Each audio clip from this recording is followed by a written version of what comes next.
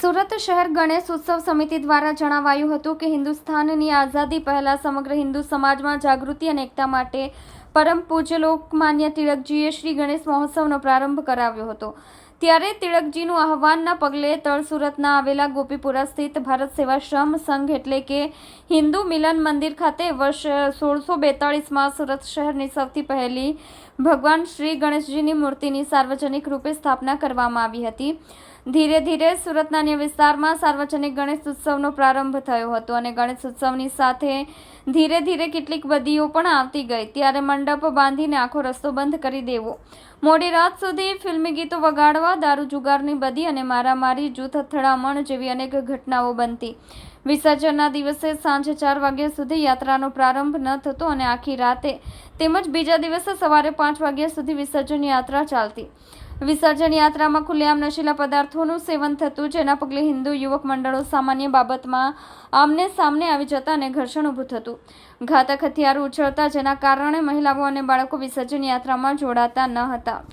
તો યાત્રામાં મહિલા ઉપર ચોકલેટ ફેંકવા જેવી અશ્લીલ હરકતો થતી, જેના કારણે વર્ષ 1988માં વાડી ફળિયા અને નવાપરાના શ્રી ગણેશ આયોજકો ફોર્ટ્સવિલ રોડથી ડાયમંડ જ્યુબિલી બેંક પાસે પસાર થતા હતા ત્યારે મારામારીમાં 3 યુવાનોની હત્યા થઈ અને સ્થળ પર જ મૃત્યુ પામ્યા હતા। અને બીજા દિવસે ગુજરાતનું ગૌરવ અને સાહિત્યકાર પત્રકાર પરમ આદરણીય સ્વ ભગવતી કુમાર શર્માજીના લેખથી પ્રેરિત થઈ તાત્કાલિક ભારત સેવાશ્રમ સંઘ સંચાલિત હિન્દુ મિલન મંદિર મુકામે પરમ પૂજ્ય સ્વામી શ્રી અમરીશાનંદજીના નેતૃત્વમાં શ્રી ગણેશ ઉત્સવ સમિતિની સ્થાપના કરવામાં આવી, જેનો મુખ્ય ઉદ્દેશ્ય સાર્વજનિક ગણેશ ઉત્સવમાં વ્યાપેલી બદી અને દૂષણો દૂર કરવાનો હતો।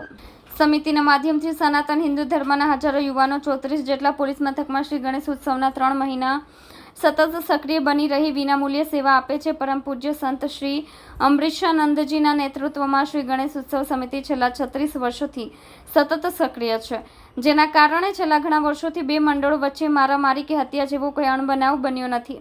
સંતો અને મહંતોના આશીર્વાદ અને માર્ગદર્શન હેઠળ શ્રી ગણેશ ઉત્સવ સમિતિ હિન્દુઓમાં એકતા વધે, યુવાનોમાં સનાતન ધર્મ માટે આસ્થા વધે, શ્રીજીની પ્રતિમાની સ્થાપના, પૂજા અર્ચના અને વિસર્જનમાં ગણેશ મંડળોને કોઈ તકલીફ ન પડે તે માટે સરકારી તંત્ર અને પોલીસ તંત્ર સાથે સેતુરૂપ ભૂમિકા ભજવે છે। શ્રી ગણેશ ઉત્સવ સમિતિ છેલ્લા 36 વર્ષથી સંપૂર્ણ સક્રિય રહી સમાજમાં આગવું યોગદાન આપે છે। આદરણીય પ્રધાનમંત્રી શ્રી નરેન્દ્રભાઈ મોદી સાહેબ ગુજરાતના મુખ્યમંત્રી હતા ત્યારે ગોપીપુરા ખાતે હિન્દુ મિલન મંદિરમાં શ્રી ગણેશજીના દર્શને પધાર્યા હતા, ત્યારે ઇકો ફ્રેન્ડલી મૂર્તિની સ્થાપના કરવાનું દરેક ગણેશ મંડળોને સૂચન કર્યું હતું। શ્રદ્ધેય પરમ વંદનીય અમારા સાથી મિત્રો અને અમને હંમેશા દરેક કાર્યમાં જેમનો સાથ સહકાર હોય છે એવા અમારા સંતવૃંદ, અમારા સ્વામી વિશ્વેશ્વરાનંદજી મહારાજ, સંત શ્રી સીતારામદાસજી મહારાજ, બટુકગીરીજી મહારાજ, અભય મહારાજ અને બીજા અખિલેશ દાસજી મહારાજ, રામનરેશ આચાર્યજી મહારાજ, એ સિવાય પણ તમામ સાધુ સંતો અને અત્રે પણ અમારા આમંત્રણને માન આપી અત્રે ઉપસ્થિત સર્વે પત્રકાર મિત્રો અને ગણેશ સમિતિના સર્વે હોદ્દેદારો, કાર્યકર્તા મિત્રો સૌને હું હાર્દિક સ્વાગત કરું છું। મિત્રો, છેલ્લા 2 દિવસની પેપરમાં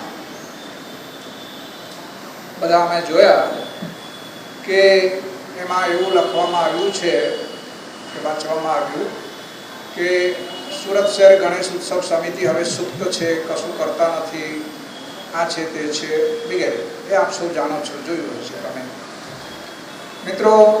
દર વર્ષે લગભગ આશરે 3 મહિના પહેલાં સમિતિનું એક જનરલ મિટિંગ થાય છે અને ત્યારથી જ આપણે કાર્ય શરૂ કરીએ છીએ।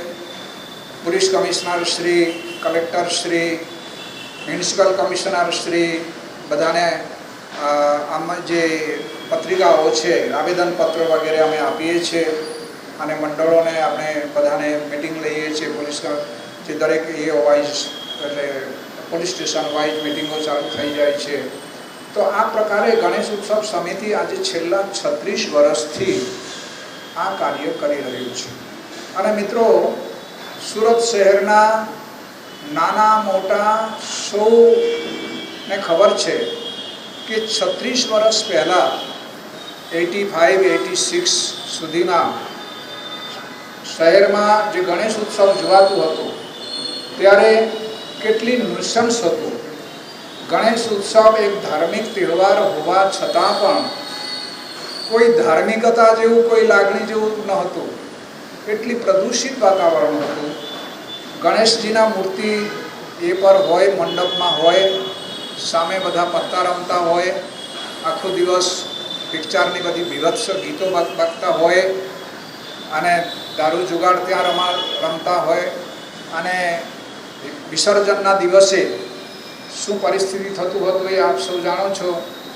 અને 4 વાગે, અમે તો 4 વાગે આવતા હતા એ કરીને, અને બીભત્સ ચેનચાળા, મા બહેનોની ઉપર હોળિકા ફેંકવાની, પ્રસાદ ફેંકવાની, ગમે તેમ નાચવાનું, કૂદવાનું, બીભત્સ એ કરવાની, ચેનચાળા કરવાની, આ બધી દૂષણો એ વખતે હતું. અને સૌથી જે ચરમ ત્યારે થયું કે જ્યારે 3 મર્ડર થયું કોસાભી રોડ ઉપર. તો આ બધું જોઈને તો મને એવું થયું કે ગણેશ ઉત્સવ હિન્દુ સમાજની જાગૃતિ માટે, સંગઠન માટે, સંસ્કૃતિની સંવર્ધન માટે આ ગણેશ ઉત્સવની શરૂઆત કરી હતી અમારા સ્વામીજીઓએ, અમારા ગુરુજીઓએ. પરંતુ આજે જે છે, આજે આ ઉત્સવ જે છે, ઉત્સવ આપણે ક્યાં, કઈ તરફ જઈ રહ્યું છે. એટલે ભગવતીભાઈ એક પણ અમારા એક પ્રેરણા સ્ત્રોત હતા. તો એના એથી અમે આ ગણેશ ઉત્સવ સમિતિ 1988માં હિન્દુ મિલન મંદિરમાં એની સ્થાપના કરી હતી. અને